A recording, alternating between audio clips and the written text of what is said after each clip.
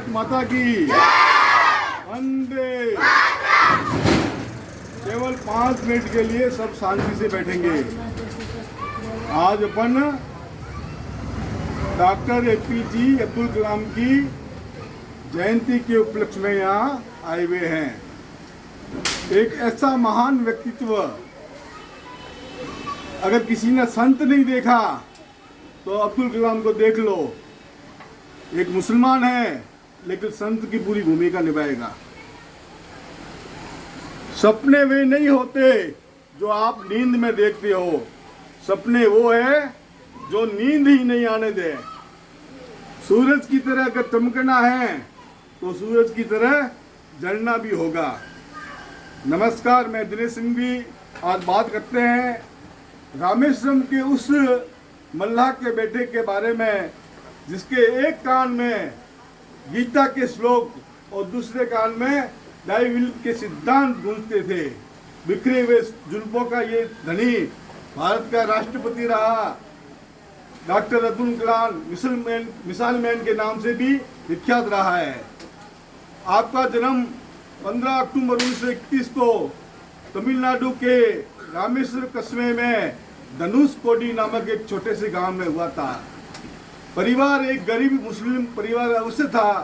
पिता मल्लाह थे, मस्जिद के इमाम भी थे, और जो धनुषकोडी से हिंदू तीर्थ यात्री रामेश्वर जाते थे उनमें उनको बिठाकर वहाँ पर उनकी यात्रा करवाते थे। इस प्रकार का उनका जीवन था। डॉक्टर APJ अब्दुल कलाम का जीवन बचपन में बहुत ही संघर्ष में बीता। 10 परिवार के भाई बहन थे, उसमें वो चौथे नंबर पे थे। और ऐसी स्थिति परिवार की थी कि एक दिन तूफान के अंदर उनकी छोटी सी किश्ती नाव भी डूब जाती है। तो उनके मन में ये विचार आता है कि परिवार बड़ा है, पालन पोषण कैसे होगा। तो उन्होंने क्या किया कि 10 वर्ष की उम्र में अखबार बांटने का काम शुरू किया। अखबार बांटने का काम क्यों शुरू किया कि इसलिए किया, एक तो उससे जो आमदनी होगी उसका जो खर्चा होगा वो अपने पढ़ाई के खर्चे में निकलेगा। दूसरा, उनको क्या पढ़ने का शौक था, तो वो दिन भर जैसे ही अखबार बांटने जाएंगे तो वो अखबार को भी पढ़ लेते थे। इस प्रकार की एक योजना के साथ में उन्होंने अखबार बांटना शुरू किया। पढ़ने की ललक उनकी इच्छा थी, प्रबल थी, तेज थी, और ऐसी इच्छा थी कि उनके घर में लालटेन थी। उस लालटेन में केवल एक मिट्टी का तेल 7 से 9 बजे तक उनको दिया हुआ था कि 2 घंटे में आपको पढ़ना है। लेकिन उनकी जब इच्छा थी, उनके पढ़ने की ललक थी, तो माता पिता ने अपने जो 2 घंटे का तेल था उसको भी उनको दे दिया। वो 7 से 11 बजे तक पढ़ने लग गए। उस समय एक अध्यापक था, उसमें वहाँ से गांव से कुछ किलोमीटर पर रहता था। उसकी एक शर्त थी कि जो विद्यार्थी सुबह 4 बजे उठकर स्नान करके मेरे पास आएगा उसको मैं गणित का ट्यूशन बिल्कुल मैं फ्री कराऊंगा। घर में हालत अच्छी नहीं थी, इनकम अच्छी नहीं थी, और बढ़िया मौका आया था। तो अब्दुल कलाम ने न सर्दी देखी, न गर्मी देखी, न वर्षा देखी। सवेरे 3 बजे उठने के बाद स्नान करने के बाद उन अध्यापकों के पास जाते और गणित का ट्यूशन लेते। वहाँ से वापस आते, वहाँ से रामेश्वरम जाते, वहाँ से अखबार का लेते और अखबार को वितरण करते। इस प्रकार का उनका जीवन की दिनचर्या चली। 5वीं कक्षा की घटना उनको मैं आपके सामने रखता हूँ कि एक बेंच के ऊपर, सबसे आगे की बेंच में अब्दुल कलाम बैठते हैं। उसके पास भी बेंच में एक पुरोहित का लड़का रामानंद शास्त्री भी बैठता है। जब वो एक नया अध्यापक आता है, वो देखता है कि आगे की बेंच में एक हिंदू और एक मुस्लिम साथ में बैठे हैं, तो वो अब्दुल कलाम को कहते हैं कि उठो और पीछे की बेंच में जाके बैठ जाओ। अब्दुल कलाम उठते हैं और पीछे की बेंच में और बैठते हैं। तब उनके दिमाग में ये विचार आता है कि मैं पीछे भी बैठकर इस दुनिया को बदल दूंगा, और वास्तव में उन्होंने इस दुनिया को बदल के दिखा दिया है। एक के जीवन में एक और घटना आती है कि उनके कक्षा में एक अध्यापक था शिवा सुमन अय्यर। वो कक्षा में उनको पढ़ाते थे कि पक्षी कैसे उड़ते हैं, चिड़िया कैसे उठती है। कक्षा में वो उनको सिखाते थे कि इस प्रकार के उठते हैं, इस प्रकार उठता है, लेकिन बच्चों को समझ में नहीं आया। तो उन्होंने क्या किया कि इनका लाइव डेमो करते हैं। कक्षा से बाहर लेके जाते हैं समुद्र के किनारे पर। तो समुद्र के किनारे पर जैसे ही वो समुद्र के ऊपर पक्षी उठते हैं तो उनको देखते हैं, लाइव डेमो बताते हैं कि ये चिड़िया है, ये इसकी चोंच है, ये इसका बनावट है, ये इसका पंख है, ये इस प्रकार उड़ रहे हैं। जब उनको उड़ने का विचार किया तो अब्दुल कलाम के जीवन में एक लक्ष्य तय हो गया कि जैसे ये चिड़िया उड़ रही है, ये पक्षी उड़ रहे हैं, तो क्यों नहीं मैं अंतरिक्ष में उड़ाने वाला एक जहाज, एक फाइटर, एक मिसाइलें तैयार करूं। उनका लक्ष्य, उनका गोल उसमें तैयार हो जाता है और वो तय करते हैं तो मुझे बनना है तो एक वैज्ञानिक बनना है। 1955 में मद्रास के इंजीनियरिंग की एग्जाम खत्म होने के बाद में उनके पास 2 इंटरव्यू आते हैं। एक इंडियन नेवी का आता है और दूसरा इंडियन एयरफोर्स का आता है। लेकिन उनका लक्ष्य क्या होता है कि एयरफोर्स में सर्विस को ज्वाइन करना। तो वो एयरफोर्स देहरादून में उसका इंटरव्यू होता है। तो वहाँ जाने के लिए वहाँ से घर से तैयार होते हैं, लेकिन उनके पास पैसे नहीं होते हैं, जाने का किराया नहीं होता है। तो उनकी बहन अपने गहने गिरवी रखती है, वहाँ से कुछ पैसे लेकर उनको देते हैं और वो पैसे लेकर उसकी किराया लेकर वो अपने तमिलनाडु से देहरादून पहुँचते हैं वहाँ इंटरव्यू देने के लिए। इंटरव्यू में 25 बच्चे आते हैं और सीटें होती है 8 और इनका नंबर आता है 9वां। उनको सर्विस नहीं मिलती है। जब उनके मन में ये विचार आता है कि मैं घर से निकला, मेरे पास पैसे नहीं थे, मेरे पास रुपये नहीं थे, खाने का अस्ती था, साधन नहीं था, मेरी बहन ने मुझको पैसे दिए, मैं यहाँ आया और ये भगवान ने क्या कर दिया कि मुझे नौकरी भी नहीं दी। अब मैं जाऊँगा कैसे, मेरे पास जाने के लिए पैसे भी नहीं है, खाने के पास भी पैसे नहीं है। इसी उद्देश्य में वो ऋषिकेश पहुंचे। ऋषिकेश में गंगा के किनारे घूम रहे थे। उनके मन में ये विचार आया कि इस जीवन को जीने से क्या फायदा, क्यों नहीं मैं यहाँ आत्महत्या कर दूं, गंगा में कूद जाऊं और मर जाऊं ताकि किसी को मुंह दिखाने लायक नहीं रहूं। इसी उद्देश्य में गंगा के किनारे घूम रहे थे। तो उस समय गंगा में एक सन्यासी थे, स्वामी शिवानंद जी। वो भी संध्या वंदन के लिए निकले, गंगा को अर्घ किया और देखा एक नौजवान घूम रहा है। उसको पूछा कि बच्चे को क्या तकलीफ है, तो कहाँ से आए हो। तो उन्होंने कह दिया कि मैं केरल से आया हूँ। कहाँ से आए थे, तमिलनाडु से, लेकिन कह दिया केरल से आए हैं। तो शिवानंद जी खुश हो गए, तुम मेरे आदि शंकराचार्य की भूमि से आए हैं तो चलो आज आश्रम में चलते हैं। वो आश्रम में चलते हैं, उसको पूछते हैं कि क्या हुआ बेटा, क्या कर रहा है। कि गुरुजी ऐसा ऐसा हो गया, देहरादून आया था नौकरी के लिए, सर्विस नहीं लगी, पैसे नहीं है जाने के लिए और मैं यहाँ पर आत्महत्या का विचार कर रहा था। तो उन्होंने कहा आत्महत्या को जीवन की समस्या का समाधान नहीं है। उन्होंने उसको खाना खिलाया और पैसे दिए कि जाओ अपने गाँव आराम से जा सकते हो। तो उन्होंने गुरुजी के पूछा, क्या गुरुजी मुझे सर्विस क्यों नहीं मिली, मैं असफल क्या हुआ। तो शिवानंद शास्त्री ने जवाब दिया कि बेटे तुम असफल नहीं हुए हो, तुम को भगवान ने जो पायलट की नौकरी दी वो ऐसे नहीं दी है। तेरे को और तुमसे भगवान इससे भी ऊंचा काम करवाना चाहते थे, इसलिए यहाँ पर आप असफल हुए हो, आगे जाकर आप सफल बनोगे। जब उस संत के मुख से इतनी वाणी को सुनते हैं, उनमें एक नया जोश आता है और उस जोश के साथ में वो वापस तमिलनाडु आते हैं। 1998 में डीआरडीओ में उनकी सर्विस लगती है और उसकी टीम को वो विक्रम साराभाई, उसमें कई वैज्ञानिक होते हैं, उनको मिलते हैं और विक्रम साराभाई की टीम में वो काम करना शुरू करते हैं। 1963 में नासा में उनका 6 महीने की ट्रेनिंग के लिए सिलेक्शन होता है। नासा जहाँ अमेरिका में है, अमेरिका में वो जैसे ही जाते हैं तो अमेरिका वाले उनकी प्रतिभा को पहचान लेते हैं कि हिंदुस्तान का ऐसा होनहार विद्यार्थी नासा में ट्रेनिंग के लिए आया है। तो अमेरिका ने उनको लालच देना शुरू कर दिया कि आप अमेरिका में रह जाओ, आपको नागरिकता दी जाएगी और हिंदुस्तान में जो आपको तनख्वाह मिलती है उससे मैं 5 गुना ज़्यादा तनख्वाह दूंगा और यहाँ पर किसी लड़की से शादी कर दो। एक बार उनके मन में भी विचार आया कि मैं हिंदुस्तान में क्या जाऊँ, यहाँ 5 गुना सर्विस मिलती है, यहाँ सुविधा मिली है, तो यहीं रहकर मैं काम करूँ। लेकिन दूसरे में उनके मन में विचार आया, राष्ट्रीय धर्म उनका जागा। उन्होंने कहा कि नहीं, जननी जन्मभूमि च स्वर्गादपि गरीयसी, कि जन्मभूमि में काम करना, राष्ट्र के प्रति काम करना वो बढ़िया है। और पुनः हिंदुस्तान में आते हैं 1969 में इसरो में उनकी डायरेक्टर की नियुक्ति होती है और पहला सैटेलाइट उसको वो दागने का काम करते हैं। पहले सैटेलाइट उनका फेल हो जाता है, उनका दिमाग खराब हो जाता है कि मैंने करोड़ों रुपये हिंदुस्तान के बर्बाद कर दिए, मैंने एक सैटेलाइट बनाया था वो भी लॉन्च नहीं हो सका।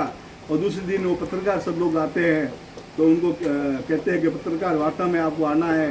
तो उनको विचार आता है कि पत्रकार हैं वो पूछेंगे कि तुमने पैसे खराब कर दिए, वो कर दिए, मैं जवाब क्या दूंगा। लेकिन उस पर उनके जो टीम लीडर होते हैं वो होते हैं प्रोफेसर सतीश धवन, वो उनको प्रेस वार्ता में ले जाते हैं और पत्रकार उनको यही पूछते हैं कि आपने देश के करोड़ों रुपये आपने बर्बाद कर दिए। तो उन्होंने जवाब देना था अब्दुल कलाम को, लेकिन सतीश धवन ने माइक अपने हाथ में ले लिया कि बच्चों की टीम बहुत होशियार टीम है, बहुत ताकतवर टीम है, एक बार अगर फेल हो गए तो क्या हुआ, अगले साल ये सफल होंगे और सैटेलाइट को लॉन्च करेंगे। इसकी जितनी भी जिम्मेवारी है, जो भी फेलियर है उसकी मैं सतीश धवन अपने ऊपर लेता हूँ। अब्दुल कलाम आज़ाद एकदम चकित कि टीम ने काम हमने किया और फेलियर की जिम्मेवारी टीम के मैनेजर ने, निर्देशक ने ले ली। तो ये होता है टीम का नेतृत्व। और एक साल के बाद में उन्होंने SLV-3 के रोहिणी नाम का प्रक्षेपास्त्र मिसाइल उनको सफल किया और हिंदुस्तान संसार में 6 देशों में उनकी गिनती होने लगी, अंतरिक्ष क्षेत्र में उनका नाम चमकने लगा। 1969 से लेकर 1979 तक 10 साल तक उन्होंने कड़ी मेहनत की। न तो रविवार देखा, न नवरात्रि देखी, न होली देखी, न 15 अगस्त देखा, न 26 जनवरी देखी। केवल मात्र 2 छुट्टियां ली 10 साल में। एक छुट्टी कब ली? जब उनके पिता की डेथ होती है, और दूसरी छुट्टी ली होती है जब उनकी माता की डेथ होती है। ये होता है जीवन, ये होता है संघर्ष, ये होती है लगन। आज अपन कहते हैं कि भाई साहब आज तो वो तो नवरात्रा में चले गए सब। नवरात्रा क्या करते हैं अपन लोग? कुछ नहीं करते हैं, बहाना है। लेकिन अगर ऐसा बहाना अगर अब्दुल कलाम बनाते तो क्या हिंदुस्तान आज संसार में इतना पावर होता? नहीं होता। 10 साल तक कठिन परिश्रम किया और केवल 2 छुट्टियां ली। उसकी इसी वजह से 1981 में उनको पद्म भूषण दिया गया, 1990 में उनको पद्म विभूषण दिया गया और जुलाई 1992 में भारतीय रक्षा मंत्रालय में वैज्ञानिक सलाहकार की उनकी नियुक्ति होती है। और 1998 में जो पोखरण का द्वितीय परमाणु विस्फोट होता है उसकी पूरी परियोजना के समन्वयक वो होते हैं। अमेरिका जैसा देश उसका सैटेलाइट हर एक के ऊपर नजर रखता है कि कहीं किसी की घटना होती है तो उसको पता पड़ता है, लेकिन उसको भी मात देकर हिंदुस्तान ने पोखरण में परमाणु विस्फोट किया और संसार में 5 देशों में वो आ गया। ये पूरी परियोजना का जनक अटल बिहारी वाजपेयी और डॉक्टर अब्दुल कलाम आजाद थे और 1997 में उनको भारत रत्न की उपाधि से विभूषित किया गया। 1999 में उनकी सेवानिवृत्ति होती है, उनका नौकरी से रिटायरमेंट आता है। तब वो विचार करते हैं कि मुझे वापस रामेश्वरम जाना है, तमिलनाडु जाना है, वहाँ बच्चों को पढ़ाना है। जब 1999 में सेवानिवृत्ति से पहले इंदिरा गांधी उनसे मिलने की बात कहती है कि भाई मुझे अब्दुल कलाम से मिलना है, तो सतीश धवन को फ़ोन करते हैं कि आपको इंदिरा गांधी ने बुलाया है। तो वो कहता है कि मैं इंदिरा गांधी के पास जाऊँगा क्या, मेरे पास पहनने के लिए सूट नहीं है, जूते फटे हुए हैं। तब सतीश धवन कहता है उनको कि आपके पास सफलता का सूट है ना, उसको पहन के आइए। तो इंदिरा गांधी से मिलते हैं, पास में अटल बिहारी वाजपेयी भी खड़े रहते हैं। इंदिरा जी अटल जी से उनका परिचय करवाती है, तो अटल बिहारी वाजपेयी उनसे हाथ नहीं मिलाते हैं, उनको गले मिलते हैं। तब वो इंदिरा कहती है कि अटल जी ये मुसलमान हैं। तो अटल जी कहते हैं कि मेरे को पता है ये मुसलमान है, लेकिन पहले वो हिंदुस्तान है, हिंदुस्तानी है और भारत के एक महान वैज्ञानिक है। इस प्रकार के विचार अटल जी के मुख से सुनते हैं तो अब्दुल कलाम और ज़्यादा उत्साहित हो जाते हैं, इंस्पायर हो जाते हैं। 2001 में जब अटल जी की सरकार बनती है तो अब्दुल कलाम को वो फ़ोन करके कहते हैं कि अब्दुल जी आपको देश की आवश्यकता है, आपको हम गृह मंत्रालय का प्रस्ताव देते हैं। तो अब्दुल कलाम ने मना कर दिया है कि मुझे मेरा काम राजनीति का नहीं है, मुझे काम बच्चों में वैज्ञानिक पैदा करना है, मैं उनका पढ़ाई का काम करूँगा। उसके बाद में 2002 में फिर अटल जी का फ़ोन जाता है अब्दुल कलाम के पास में कि अब्दुल जी देश को राष्ट्रपति की ज़रूरत है और मैं आपके सामने राष्ट्रपति का प्रस्ताव रख रहा हूँ। तो वो कहते हैं अब्दुल कलाम कि मुझे 1 घंटे का समय दीजिए। 1 घंटे के बाद में उनका फ़ोन आता है वापस अटल जी के पास में कि मैं राष्ट्रपति बनने के लिए बिल्कुल तैयार हूँ। 25 जुलाई 2002 को वो हिंदुस्तान के 11वें राष्ट्रपति के रूप में चयन होते हैं। लेकिन जब उनका चयन होता है तो मैं आपको एक घटना याद दिलाना चाहता हूँ कि जब राम का राज्याभिषेक होता है तो भरत उनको पूछते कि भैया राज्याभिषेक में आपको किनको बुलाना है? तो क्या जितने भी राजा महाराजा थे उनको सबने बुला दिया, मेरे पास जंगल में कौन था? कि जंगल में एक मल्लाह था, केवट था, उसको बुला दो। उनको बुलाते हैं। इसी प्रकार इन लोगों को पूछा अब्दुल कलाम को कि मेरे राष्ट्रपति की शपथ हो रही है तो आपको किसको बुलाना है? उसने कहा भाई मेरे तो केवल 2 दोस्त हैं, एक तो वो तमिलनाडु में रामेश्वर में एक मोची है जो मेरे जूते काटता था, और दूसरा एक होटल है जहाँ ढाबा चलता था, उसका एक विक्रय संचालक है, उसका मैनेजर है जो मुझे रोटियां खिलाता था, कभी 2 रोटी ज़्यादा देता था, पैसा नहीं लेता था। उन दोनों को बुलाना है। वो दोनों उस कार्यक्रम में आते हैं। इतना सीधा और सरल जीवन इस प्रकार का आदमी का व्यक्ति होता है, वो होता है हिंदुस्तान का राष्ट्रपति, 11वां राष्ट्रपति बनता है। और जब राष्ट्रपति बनता है तो उसके बाद एक बार परिवार उनका पूरा 52 सदस्य का 10 दिन के लिए राष्ट्रपति भवन में रहने के लिए आता है। उनको ख्वाजा साहब की अजमेर में यात्रा भी करवाते हैं, 10 दिन वहाँ रहते हैं। जैसे ही वो वहाँ से जाते हैं तो अब्दुल कलाम अपने अकाउंटेंट के कहते हैं कि इन लोगों का कितना खर्च हुआ?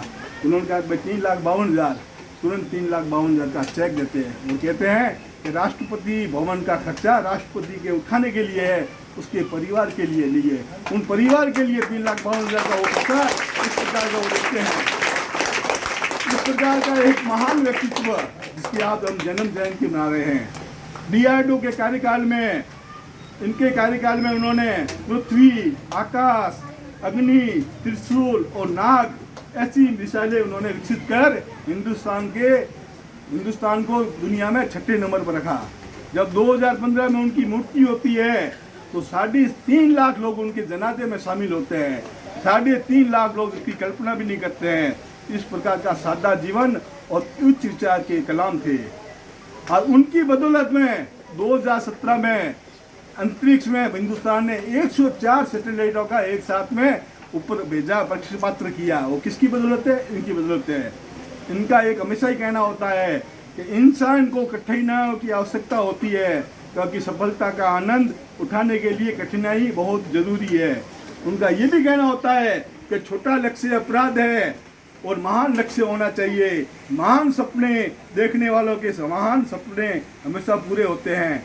अंत में मैं आपको यही कहूँगा कि आज उनकी जयंती, उनका जन्मदिन मनाना तभी सार्थक है जब हम लोग उनके जीवन से कुछ प्रेरणा लें। मैंने आपको एक बार और कहा था रक्षाबंधन के दिन कि आप लोग अपने अपने घर में अपना अपना लक्ष्य कमरे में लिखा के लाएंगे कि मेरा ये लक्ष्य है, मेरा ये लक्ष्य है, और अध्यापक जाएंगे तो उसको फोटो मेरे को पास भेजेंगे, मैं उनको इनाम दूंगा। लेकिन मेरी वो बात ही रहेगी, किसी ने वो लक्ष्य नहीं लिखा और अध्यापक ने उस बात को कोई ध्यान नहीं दिया। तो फिर विचार करो कि इस प्रकार के हमको बुलाने का मतलब क्या रहा। हम आपको इनाम दे रहे हैं, मोटिवेशन दे रहे हैं, आपका लक्ष्य निर्धारित कर रहे हैं, लेकिन उसकी पालना नहीं हो रही है। तो कार्यक्रम करना है तो केवल औपचारिकता से मत करो, उसको दिल से करो, दिल जान से करो। क्या पता कल यहाँ से कोई एक अब्दुल कलाम निकल जाए, कोई पता नहीं पड़ता है, क्योंकि हिंदुस्तान संतों की भूमि में है। अंत में अपनी बात यही मैं कहकर खत्म करता हूँ कि जिंदगी खेलती भी उसी के साथ में है जो जिंदगी का सबसे बड़ा खिलाड़ी होता है। दर्द सबके एक से है लेकिन हौसले सबके अलग अलग है। कोई टूट कर बिखर जाता है, कोई संघर्षों में निखर जाता है, और संघर्षों में निखरने वालों को लोग डॉक्टर अब्दुल कलाम कहते हैं। जय हिंद, जय भारत।